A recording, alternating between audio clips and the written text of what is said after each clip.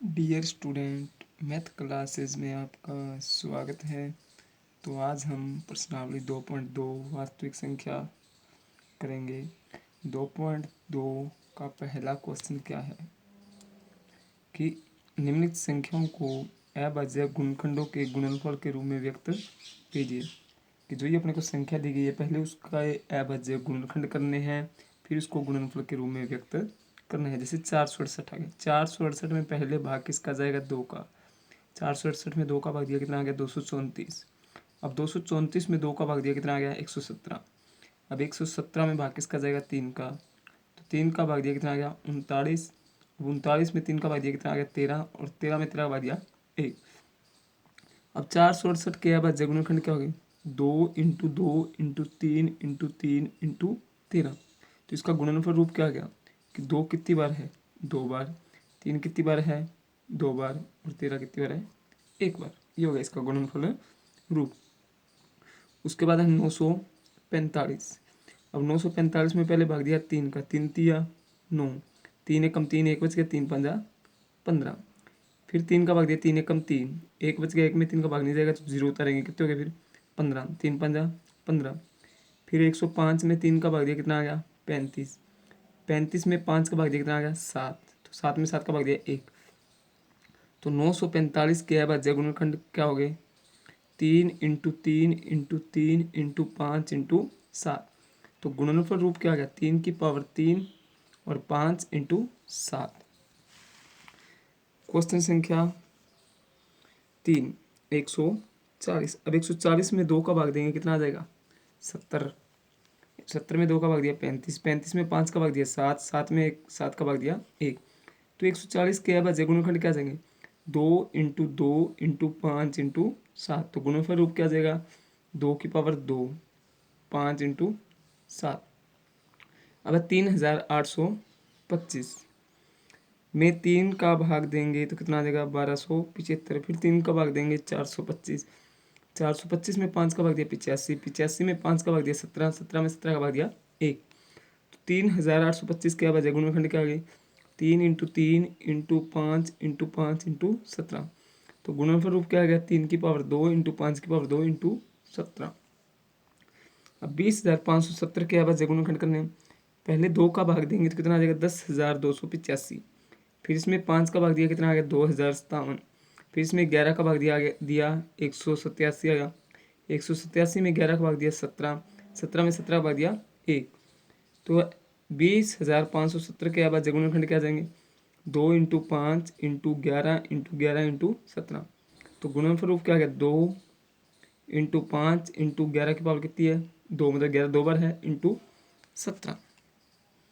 अब क्वेश्चन संख्या 2, पूर्णांकों के निम्नलिखित युग्मों का HCF मतलब महत्तम समावर्तक, LCM मतलब लघुत्तम समावर्तक ज्ञात कीजिए। और साथ में जांच कीजिए कि HCF इंटू LCM इनका गुणनफल पूर्णांकों के गुणनफल के क्या होता है? बराबर होता है। तो इसमें मैं आपको 2 तरीके करवा रहा हूँ, तो दोनों तरीके अच्छे से समझिएगा। 96 में पहले 96 क्या अभाज्य गुणनखंड करेंगे, फिर 404 के। 96 में 2 का भाग दिया 48। 48 में 2 का भाग दिया 24। 24 में 2 का भाग दिया 12। 12 में 2 का भाग दिया 6। 6 में 2 का भाग दिया 3 और 3 एकम 3। 404 के अभाज्य गुणनखंड करेंगे। 2 से भाग दिया 202। 2 से भाग दिया 101। 101 एकम 101। ये 96 के अभाज्य गुणनखंड है 2 into 2 into 2 into 2 into 2 into 3। 404 के अभाज्य गुणनखंड क्या है? 2 इंटू 2 इंटू 101।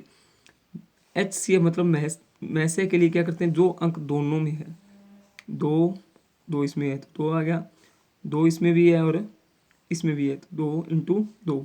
तो में से कितना आ गया? 4। अब लहसे के लिए क्या करोगे? गुणनखंड अपने इकट्ठे करेंगे। 96 और 404। 2 से भाग दिया 48, इधर आ गया 202। फिर 2 से भाग दिया, इधर आ गया 24, इधर आ गया 101। 2 से भाग दिया 12। 101 में भाग नहीं जाएगा तो सेम लिख दो। फिर 2 से भाग दिया 6, इधर 101 आ जाएगा। फिर 2 से भाग दिया 3, इधर 101। फिर 3 से भाग दिया 3 एकम 3, 101। 101 एकम 101। अब जब इसके गुणनखंड किए हैं, इन सभी का क्या कर देंगे? गुणा कर देंगे। 2 into 2 into 2 into 2 into 2 into 3 into 101। इनका गुणा करेंगे तो कितना आ जाएगा? 9,696। ये क्या आ गया इसका LCM। अब अपने को सत्या की जांच करनी है। दोनों पूर्णांकों का गुणनफल बराबर HCF इंटू LCM। 96 इंटू 404 बराबर 4 इंटू 9696। इनका गुणा करेंगे तो इनका गुणनफल क्या आएगा, बराबर आएगा 38,784। अब सेकंड क्वेश्चन, अब 336 क्या बार गुणनखंड करेंगे, 2 से भाग दिया 168, 2 से भाग दिया 84, 2 से भाग दिया 42, 2 से भाग दिया 21, 21 में 3 का भाग दिया 7, 7 एकम 7, 54 में 2 का भाग दिया 27, 27 में 3 का भाग दिया 9, 9 में 3 का भाग दिया 3, 3 एकम 3। 336 के हो गए अभाज्य गुणनखंड, 2 into 2 into 2 into 2 into 3 into 7। 54 के क्या हो गए, 2 इंटू 3 इंटू 3 इंटू 3। अब इसको अपने गुणनफल के रूप में लिख लिया, 2 की पावर 4 इंटू 3 इंटू 7। 54 में 2 इंटू 3 की पावर 3। जब अपने HCF ज्ञात करते हैं तो अपने न्यूनतम पावर लेते हैं जो दोनों में हो। अब न्यूनतम पावर क्या है, इधर 2 की पावर 4 ये अधिकतम पावर होगी और ये न्यूनतम होगी। 2 इंटू इधर क्या गया 3 आ जाएगा, क्योंकि न्यूनतम पावर एक ही है, 3 एकम, तो 3 दूना 6। LCM के लिए क्या करते हैं, अधिकतम पावर देते हैं। इधर 2 एक बार, इधर 4 बार, अधिकतम पावर कितनी होगी, 2 की पावर 4।